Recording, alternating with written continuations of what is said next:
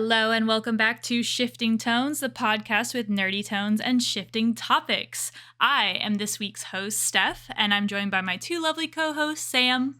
Hey guys, what's up? And Dee. Hello. Hi guys, how are you guys doing? Oh, pretty Tell good. you what, Tell me what's up. Tell I'm us. fine. I'm just eepy, just a little eepy guy. Ooh, Long holiday can weekend. I have I'm gonna steal your spotlight. My controversial corner. I don't like the Oh, term no. eepy. Oh, What? no. I don't like that term. Eepy? Why not? Is it It's the Spanish for sleepy. Is it the teacher in you? Yeah, I don't know. It's just like it's too like I don't know how to Cringe? describe it. I just don't vibe with it. Is it kind of like doggo? I was gonna say you're not a Yeah, doggo person. No, I'm not a fan of that either. I think it's just like too, not to say like Cutesy? childish, cutesy. It's like a weird, Oh. I don't know. It's just something doesn't sit right with me when I hear those type of words. That's rough. Let me talk to Steph in words she'll understand. Okay. Steph, are you looks maxing right now to try to mog Oh, us on a God. 6'7" kind of basis? Yikes. Or are you just feeling like Ohio no cap? Oof. You sound like my students. Skibbity. Skibbity. Speaking of, I will segue that into my one topic I'd like to share. Well, not topic. Oops, we're not there yet. Oh my More gosh. like just like little update with me.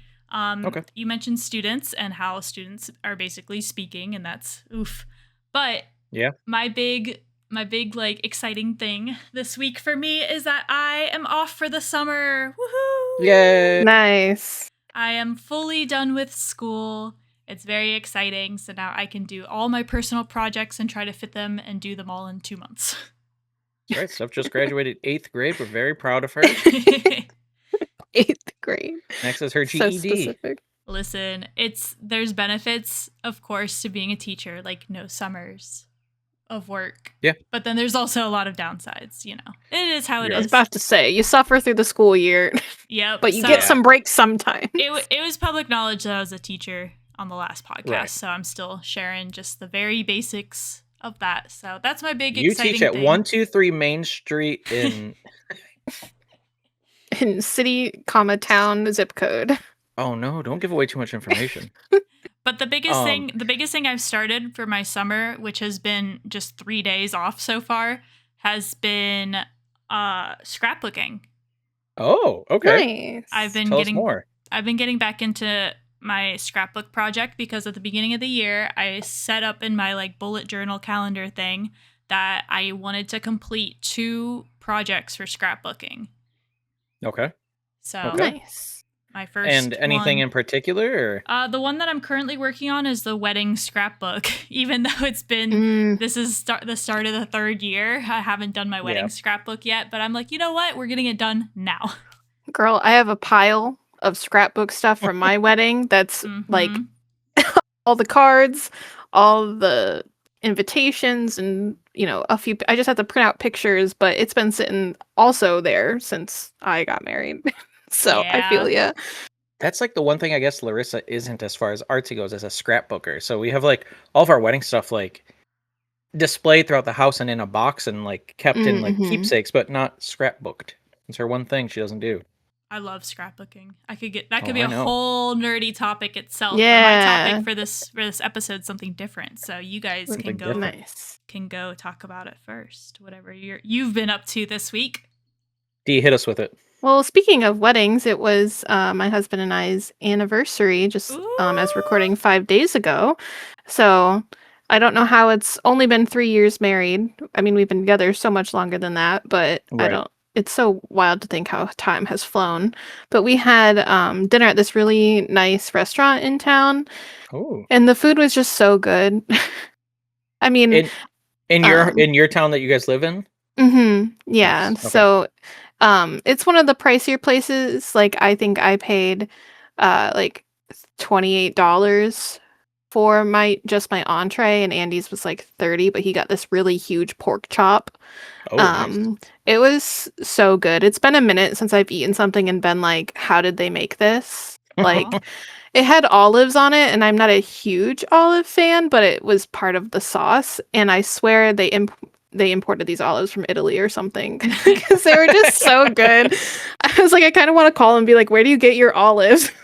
Give me the olives now. It's so random, but we had a good time, and it's just on the road. So we went to dinner, and then I think we literally just went and played games later that day. But nice. it's very nice, very chill, very relaxed. We don't do anything too crazy, but it was nice to just sit in a relatively empty restaurant because it was the middle of the week. But it was nice. Sometimes that's nicer though, because then you don't have to worry about like, oh, I have to wait for a table, and then it's like we're surrounded by all these people.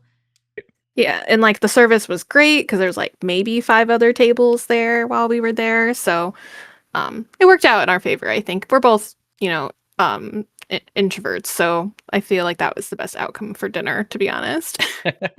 That's fair. Well, happy anniversary. I guess I didn't text you guys on your anniversary. I'm so bad at anniversaries. No, you're fine. Birthdays, I'm good with. Like anniversaries, I feel like I don't even bother. I feel like not many people text like their friends to say happy anniversary, right? Well, maybe we should. Yeah, maybe we should send, my mother-in-law texts me every year, but that's it. Just my mother-in-law. Well, that's family. That's a little different. Yeah. I think we should send cards in the mail to each other for our anniversaries and birthdays, like actual cards. I know we hang out on our birthdays and anniversaries, but bet. Okay.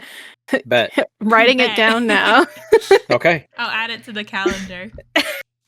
Well, I guess Dee's restaurant story kind of shifts into my controversial corner 2026, which is I'm getting real fed up with tipping in general, but primarily 2 things with tipping. One, if I go up to a counter and it's at like a Subway, Chipotle style restaurant, like something fast, casual, fast food even you consider it, I don't need to tip you. You're getting paid a living wage. Like, no offense. Like, I mean, I hope you're getting paid a living wage or at least above a tipping wage.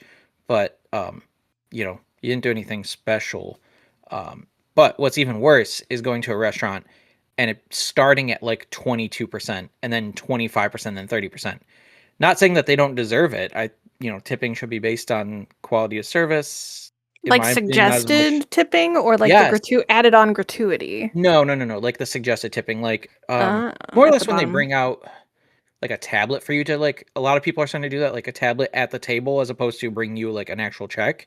And it start at the very minimum starting at like 22% or 25% even sometimes.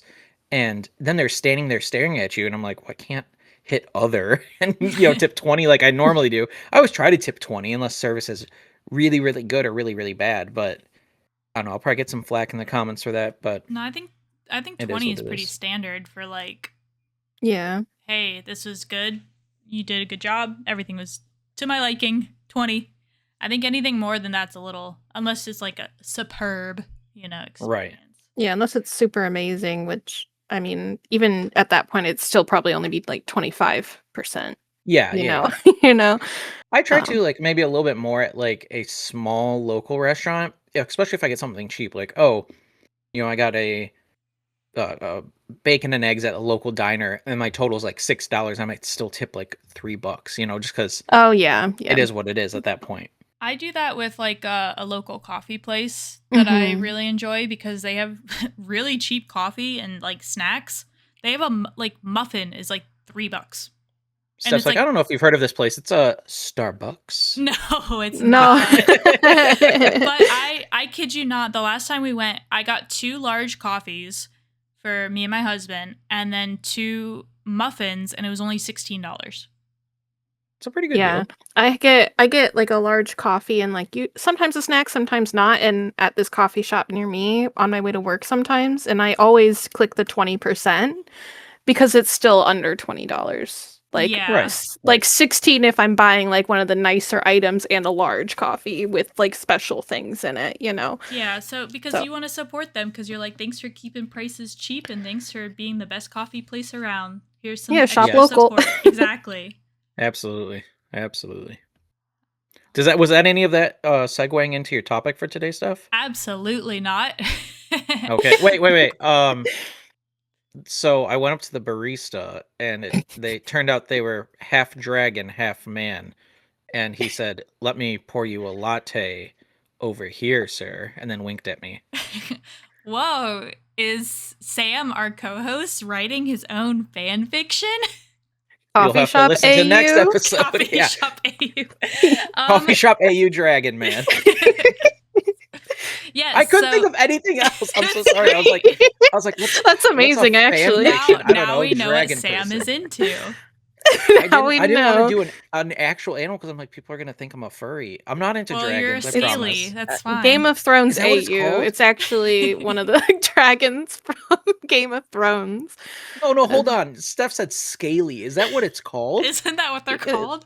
I thought so. You're a furry, but you are instead of a furry animal, you are a scaly animal that has horrible. No fur. Anyway, yes, we're going to shift on over to our topic for this week. We are talking about fan fiction, but as an adult, because, you know, we're all old. Yep, got my walker. Yep. So basically, I kind of wanted to talk about this because this is something that I still participate in my daily life, although I'm now into my 30s. Big oof. Big oof. Yeah, I'm just kidding. Judgment-free zone here, Sam. Oh yeah, sorry. Yeah, Steph, you do you, girl. Thank you. Okay, so I got into reading and writing fan fiction back when I was like a preteen, around 11, 12, that type of thing. I don't quite remember exactly how I first discovered the world of fan fiction, but it definitely was. I think LiveJournal and Quizilla had something to do with it, if I remember correctly. Some of the OGs. Sam, are you familiar? That brought me back. Yeah. Are you familiar with those websites at all, Sam, or no? What was the first one called?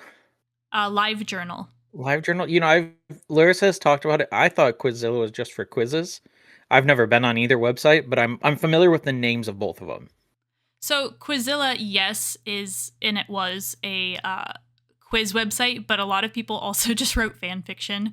And I remember way back when you could like answer questions in regards to the fan fiction. It's very like blurry, but I remember something like you could interact with the stories a little bit with it. Yeah, it was kind of like forum and stories, like almost in a way, like not how we know forums today, but I do remember a lot of like interaction with the people reading the fanfics on like Quizilla more so than you would like fanfic.net or anything. And then when I went into high school, I moved on over to fanfiction.net, which is still around. I don't think it's nearly as popular as some of the other ones, but it's still up there in terms of, you know, fan fiction sites. The big one that a lot of people would go to was, what was it? Wattpad? Wattpad, yeah. Wattpad. It's weird to say out loud. Like reading it, it's fine, but Wattpad just sounds. I feel like I'm saying it funny. Putting it into reality is a little weird. Yeah. Nowadays, I don't know. But I've never used that website. The one that I use and still use now as an adult is AO3, which stands for Archive of Our Own.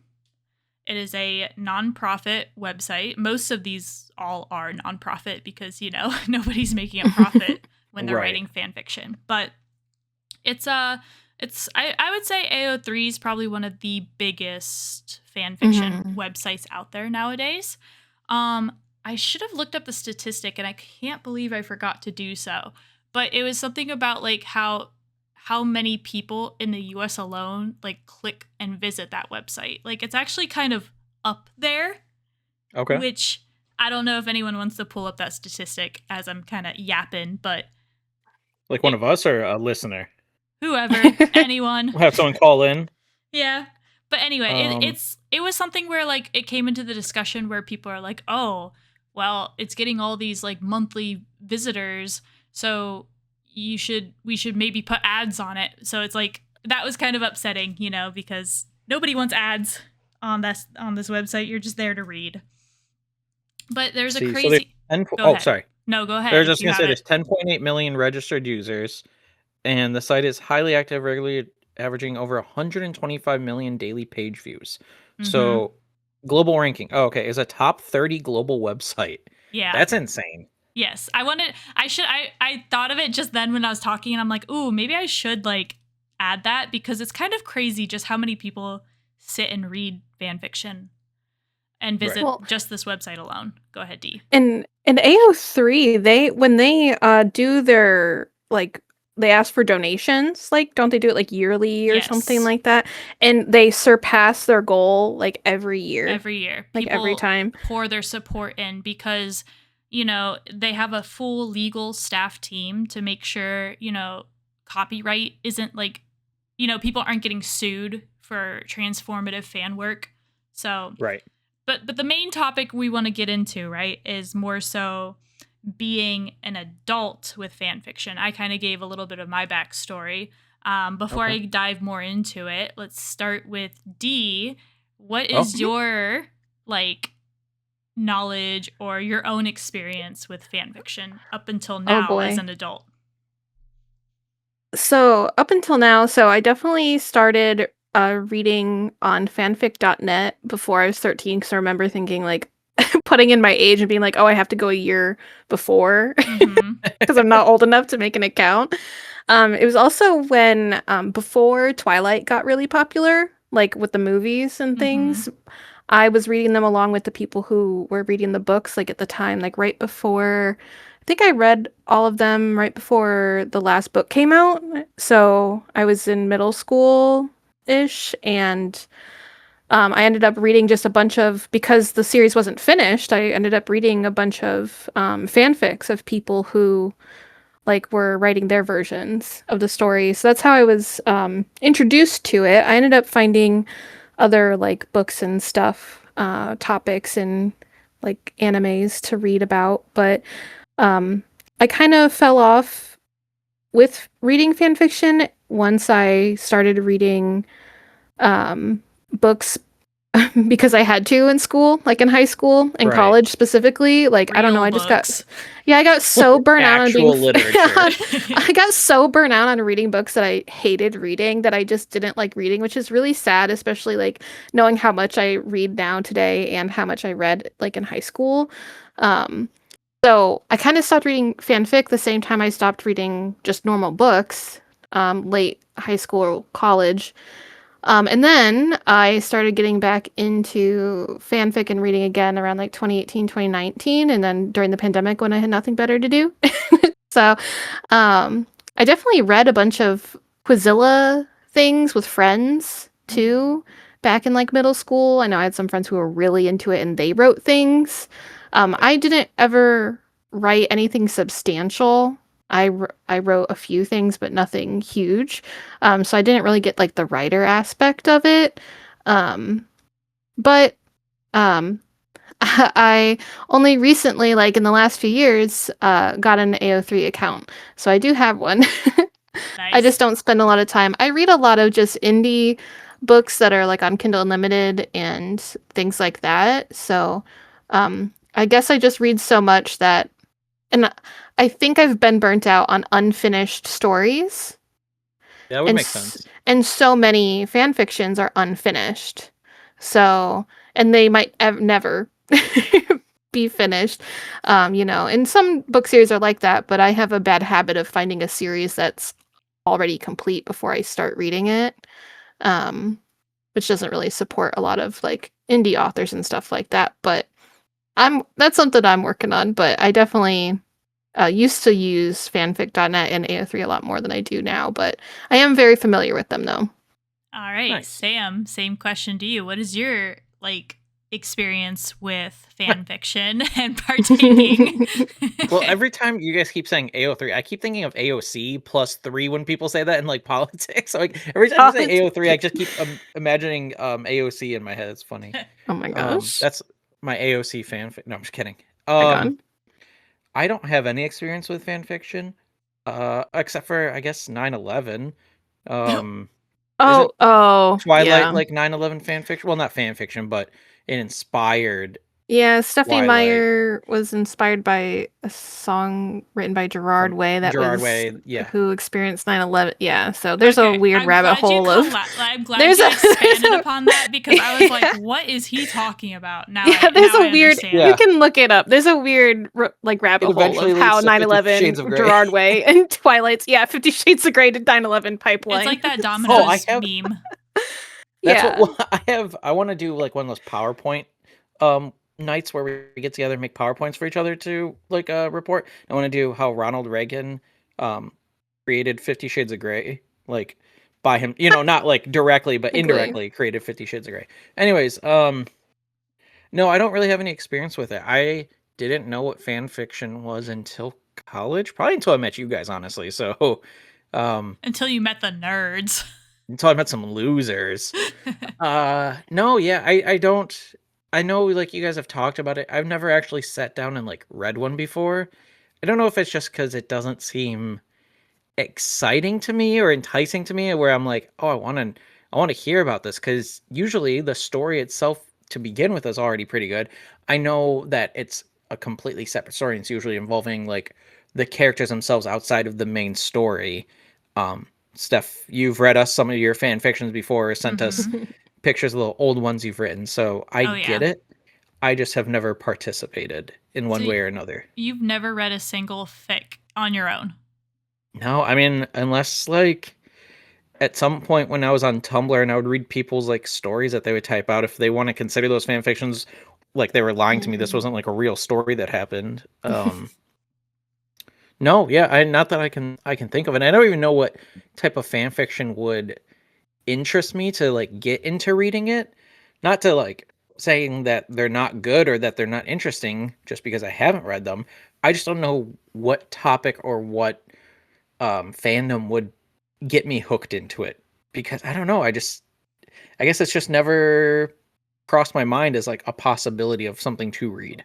Well, I think like, do you read in general? Like, yeah, I have been more lately. Okay. In the past few years, which is nice. Because I think that plays a role into reading fan fiction, is because it's like, oh, I already like reading, and then, oh, I've just watched this show. Wow, I want more of it. I want like to find something to also consume that still has the same characters or people or plot lines that I fell in love with or whatever. And then it's like, oh, here's fan fiction that expands upon the world, or take these characters. Or you hated, yeah, or you like hated the ending of a series or something like that. I know a lot of people will write fanfics because they're like, I want it. There's the classic, oh no, I want these two people to end up together. But there's also just, I wish they did more, or I think the only reason that stories, in that sense, that it doesn't interest me, not, like I said, not to be putting it down, because I think it's completely fine media to consume. It's more just, hey, I'm reading the original story that was intended by the author. Even if it has a horrible ending, or it just wasn't what I wanted, or like the show didn't have a great ending and somebody writes it down, I'm going to be like, well, I know this isn't what happens. I know this isn't the original idea. I know this is somebody else's decision. So it's just going to be like, well, it's a woulda, coulda, shoulda. It is what it is. It already happened. Yeah, but I know that's what people want. Yeah. It's just, that's why it's alternate universe. It's the fun of seeing what could have happened with these situations. Like if someone like anime have certain powers, and like someone can think of put them in a weird situation, see what happens. It's interesting to see some things. And I think also some people just want to write a silly story about some silly characters too, which can be very entertaining. I think I get that sometimes with movies where a good example is the Clue movies, where it's like you could watch it, and when you went to go see it in theaters originally when it came out, you didn't know which ending you were getting. There was multiple endings, which I think is pretty cool. And then you could, rent the DVD or the VHS tape at that time when it came out, and hopefully get a different ending or choose the different endings to watch.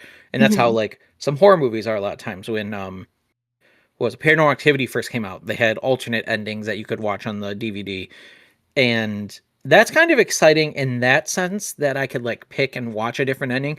To me, it doesn't usually change the whole story, just the ending of it.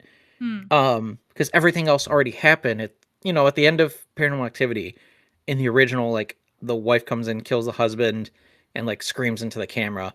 And then there's another one where I think she just like disappears and just doesn't come back. And there's different endings for it. So I don't know, it doesn't change the whole story that was prior to it sometimes. But I guess fan fiction's completely different. A little bit, yeah. Yeah. So I'm going to read just some demographics that I wrote down this one. Of course, I didn't write the other one. info, but I thought this was pretty interesting since we are talking about more so the topic of fan fiction as an adult. So on AO3, the Archive of Our Own, the biggest fan fiction website out there right now, I read this post from Center of These Lights. That's their handle. They posted, this is the most recent one I could find, but it's survey results. And it was conducted back in January 2024 with 16,131 users participating. And It was basically just asking, how old are you? And when they compiled all the data from all these users, the average age is 27.6 years. Interesting. So I believe it. It's more so adults who are consuming and reading fan fiction. Which that makes sense. I found that was just super interesting. I guess apparently there was also another one conducted way back in 2013. And it had very similar results as well. But that was... Oh, still older, like in their mid to late 20s? Mm-hmm. That's interesting. And that was back in 2013 before the big explosion of social media and everything like that. But it's also, you know, as time progresses, people age. Now, they did say the only thing that was maybe a little bit different with this survey is that, you know, it wasn't blasted on TikTok where people could go take this survey. It was more so spread via like Twitter, Reddit, the AO3 website, Tumblr. So that could have potentially had a factor because a lot more older people use those type of sites than, say, like a younger demographic. But I just thought that was super... It was just a super fun statistic that I found about who is reading fan fiction, and that the average age was about 27 years old. Now, would you consider historical fiction as a form of fan fiction? Because I know there's obviously a difference between fiction and fan fiction, but I think of things like stories like Don Quixote. You know, it's a fiction, you know, in a sense, or like Gulliver's Travels, you know, those kind of things where they're like, hey, here's about somebody discovering a new world, or, you know, a take on Ponce de Leon, or different things like that. Do you consider those fan fictions of history? Is that a thing? Or is it just a fiction at that point? It may just be fiction. I don't know how far back like the actual like term for fan fiction would begin. But it does bring up a good like point, like perhaps, maybe. Because it would make sense for an actual event that has a different like set of characters or story being told. Like, okay, a good example is Abraham Lincoln Vampire Hunter. Abraham Lincoln in real life wasn't a vampire hunter, but in the movie, I'm convinced he was, you know? Mm-hmm. So is that a fan fiction? Well, perhaps. I mean, you're kind of making it more of a character and you're pulling away from the main person. Well, he was still the president. Yeah. He just was well, I mean, people write fan fictions about real people all the time. Like some of the biggest stories are about BTS, the K-pop group, and things, and they write them about YouTubers, which, I mean, I'm not sure how I feel about those sorts of stories. I feel like writing something about Abraham Lincoln in today's day and age is fine because he's like way gone, you know? But I mean, what makes it a fanfic different than like a story? Is it getting published? Is it, you know, like look at 50 Shades of Grey, that started off as a Twilight fanfic. Yeah. And they just changed the names of the characters and published it, and it became its own book series. So it was a fan fiction, but then it moved into its own novel. So like at what point, you know? I mean, I feel like everyone is inspired by a lot of the same things, so there's always going to be overlap in things. So I feel like there might be a fine line between being inspired by something and writing a story similar to it and publishing it completely different, or just like plagiarizing. You know, like it's very different just kind of taking content from something else and writing your story and saying it's yours on a fanfic website versus just kind of using existing characters and putting them in your own little story. Right. Steph, you were talking about like the first iteration of it as like a actual fan fiction of like media, I guess. So apparently there was a Star Trek fan fiction things. The first Star Trek fanzine, Spockanalia, came out in the 60s. And so people were writing Star Trek fan fiction at that point, which was interesting. But I think what's very interesting is on this, it's the Wikipedia page for fan fiction. They're talking about Dante's Inferno being a self-insert fan fiction of the Bible, which is pretty good. Yeah, that's pretty solid. Technically. If we're gonna be picky, I like that. Have you guys heard of Harry Potter and the Methods of Rationality? No. No. It's a notable work of fan fiction inspired by Harry Potter that was initially published online. So I don't know what it is exactly. Hopefully it's probably not really like... big because Harry Potter had one of the biggest like followings and the biggest like published works is the Harry Potter community and fandom. They always like dominate the charts all the time every year. It's a popular completed fan fiction by I'm gonna butcher this name, Yudokoski, that reimagines Harry Potter as a genius raised by a biochemistry professor, applying scientific principles and logical thinking into magic. Okay. So taking a different spin on it. Yeah, not romantic. And see, when I think of fan fiction, my brain instantly goes to like saucy. No. I'd say the majority are not. Yeah. I pulled up fanfiction.net just to see like which books were the most popular written, and Harry Potter's at number 1 with 852,000 stories. Twilight's second at 223,000, and then Percy Jackson, Lord of the Rings, Hunger Games, Shadow Chronicles, Hobbit, and Maximum Ride are all above like 10K. That's crazy. Yeah, I'm looking at it just now.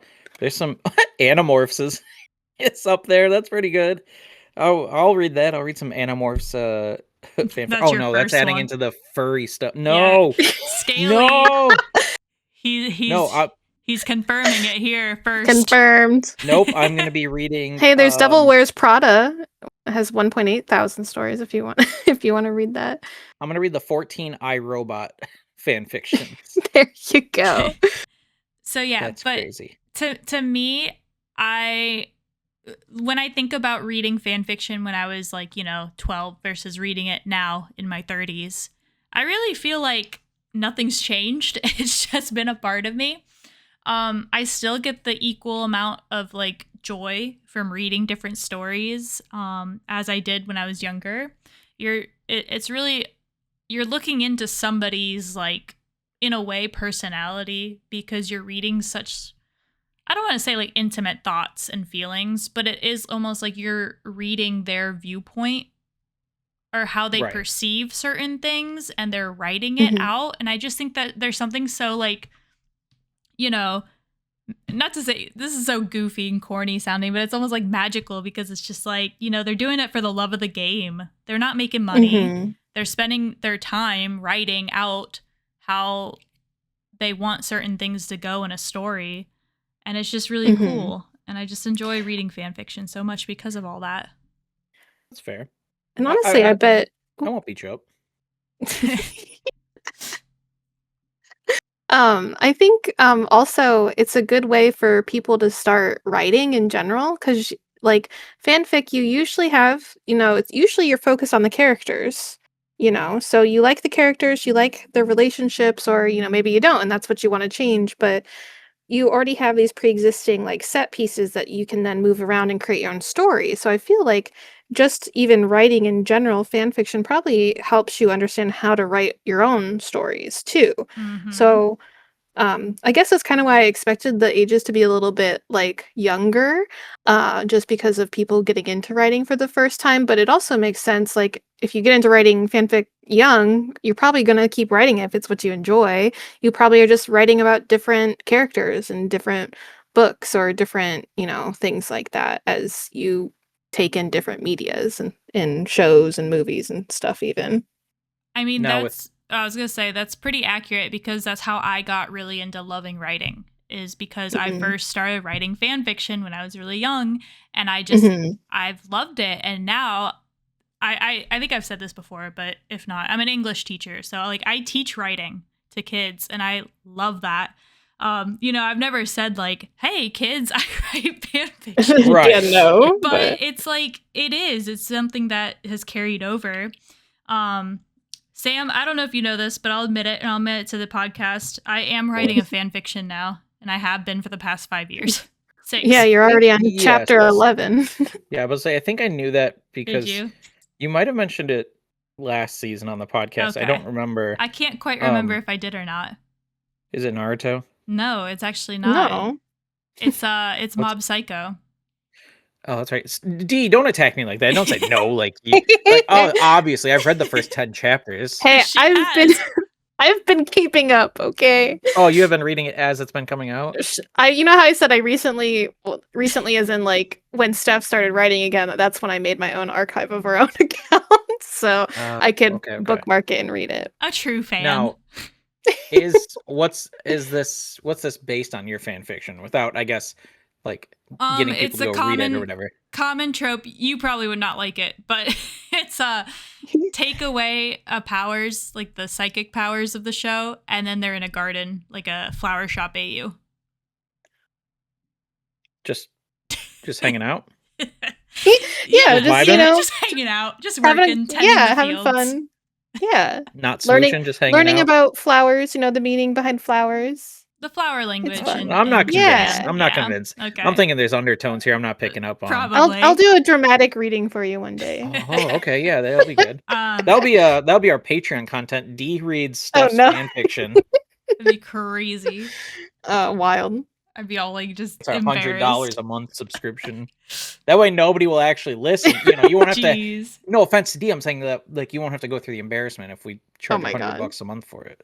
But I think like as an adult who has been writing this one singular fic because it takes me a long time, but it's very therapeutic, and I didn't think I'd ever like think it would be. Like it's been fun to write. It's been struggling. Mm-hmm. I took a pause for 3 years on it because I had like such bad like writer's block with it.